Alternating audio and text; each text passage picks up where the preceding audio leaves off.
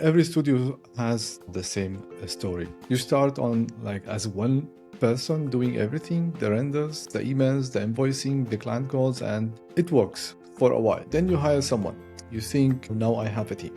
But nothing changes. You are still doing all of it. You just have people sitting next to you while you do all of it. Until today, after coaching 71 studios, I can tell you the ones who stay stuck and the ones who grow, the difference is not only talent, it's not even only clients, it is like they have figured out what the founder's actual job is. And today we are going to show you the 5 roles every Archviz studio needs and why most founders are doing all of them. Let me show you how a studio actually works. Not how it feels, like how it works as a system. So it starts with a network. Architects, developers, people who know you, people who used to work with you. From this network, you get an inquiry. Someone sends you a brief or asks for a quotation. You price it, negotiate, agree, then you kick off the project, assign the timeline and assets, and then you produce, either you yourself or with the team, and at the end you deliver and the project is done. And then what? You wait. You wait for the next inquiry. Maybe it comes from the same client or maybe it does not. Maybe it comes from a referral, maybe it does not. And then the client comes back. This loops right here. Clients come back. This is where most studios fail. Not because the work was bad, because nobody followed up. Nobody checked in. Nobody made sure the client remembered them when the next project came up. So the whole system depends on 2 things. Okay, one on the left side, the network, growing the network and finding new people and building relationships. And the other side is keeping clients coming back. Everything in between is operations, and operations can be delegated. But it gets more interesting when we see what each studio needs. Every studio needs 5 functions to run. Not 5 people, 5 functions. In a solo studio, one person does all 5. And in a team of 10, each function has a person. The role number 1, the founder. So the founder, as you can see here, your job is exactly the left side and the right side of this flow. Network and retention. Where are the opportunities? Who should I be talking to? Which clients deserve more of my time? Which ones should I let go? Reading signals from noise. And this is the job nobody teaches you, or even because when you started, your job was making renders. Now your job is making decisions, and those are 2 completely different skills. So that was role number 1. And role number 2 is sales and business development. Once the inquiry comes in, someone needs to handle it, price it, scope it, negotiate, follow up when they go quiet, manage the pipeline. Most of the studio owners do this themselves because they think nobody else can do it as well. And maybe that is true in the beginning.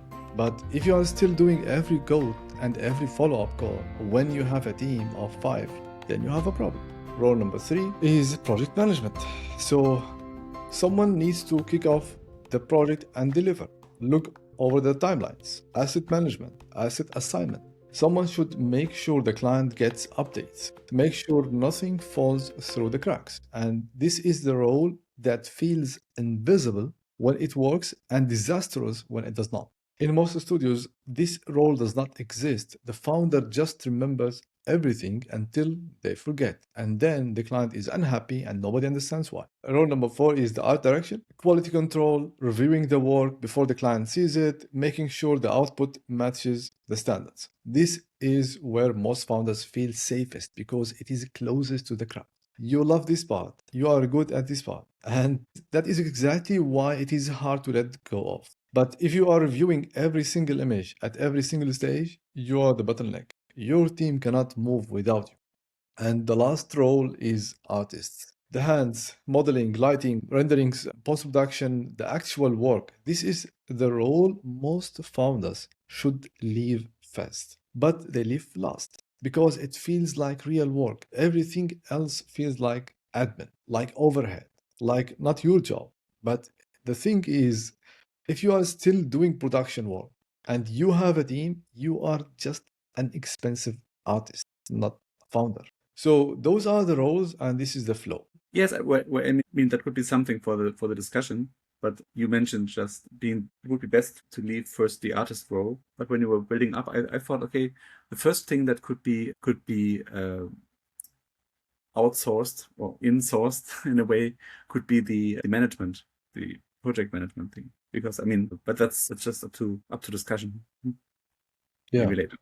I will talk about the order of Yeah. what roles should be delegated first.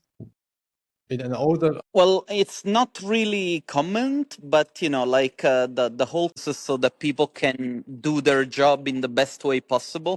There are a lot of considerations that need to be made at the hiring part, because one thing that people need to realize is that if you are a founder of a company, whoever you're going to hire, it's going to work a 30% of the capacity that you usually work at. And this is not because people are lazy, but it's because when you're a founder, you will work, 12 hours a day. Usually the people that you employ, they will work maybe 9 hours a day. You will work on weekends. You will work on days off. People that you hire to work, they will go on holiday. You probably won't in the very beginning. And yeah. so, you need to understand that you need to hire people that are going to work exponentially less than you do, not because people are bad, but because, this is the exchange of value that happens when you pay people to do the job.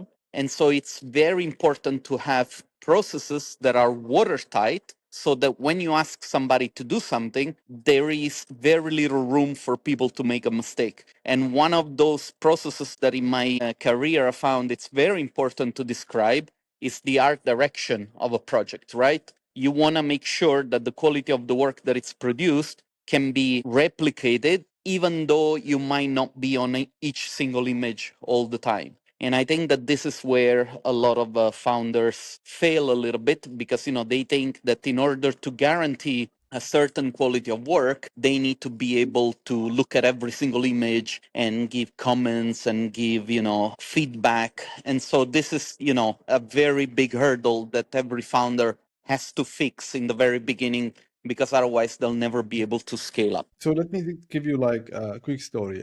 So studio founder came to me and he said like the revenue is flat and we are like almost working 12 hours. The team is there, but somehow I am as a founder, I'm still doing everything. I am in every meeting. I review every draft, I answer every email. And Anis, do you have a solution? And I asked him like, what is your job? And he said, I don't know. I cannot answer this question in one sentence. Like everything. I manage the studio. I make sure the quality is right. I manage the team. I mean, I do everything. But then we did like some sort of a training. I said like track your week. Let's see where your hours are going. And then we looked at his calendar and the actual job was example. It is a real example. So Monday, like 3 hours working on a render that an artist could have done. Tuesday, he had like 4 clients calls that like a project manager could have handled. Wednesday, he was fixing a pricing proposal that took twice as long because they did not have a template.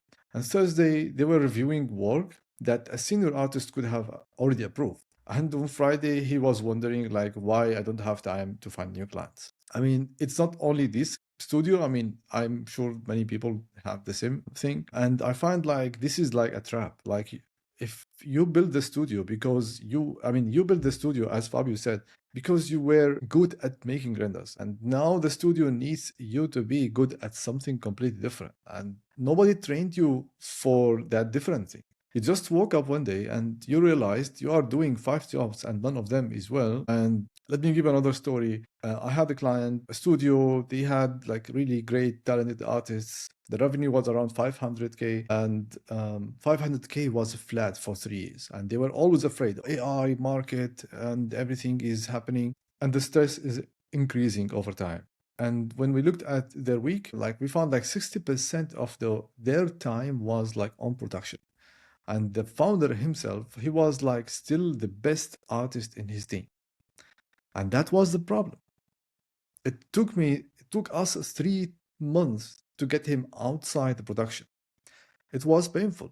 Like it took us 3 months. But the team was in the beginning happy, but definitely they made a lot of mistakes. The quality dipped a little bit. However, in month number 4, we had more time to actually do business development. And he started following up with all the clients. He started going to new events. He started like building relationships. And within 6 months, the revenue went up like 40%. Not because the work got better, because the founder finally had time to do the real job of a founder. So with that in mind, with these like 2 examples now I mentioned, I think you deserve to hear like how should I fix this in case I'm doing things on my own, or I have a team, or I'm still doing the production, art direction, and all of that. So it starts like really with an honest audit. Like look at your week, actually track it, like write each 30 minutes, what are you doing in each 30 minutes? And do it like for at least 1 week, Monday to Friday.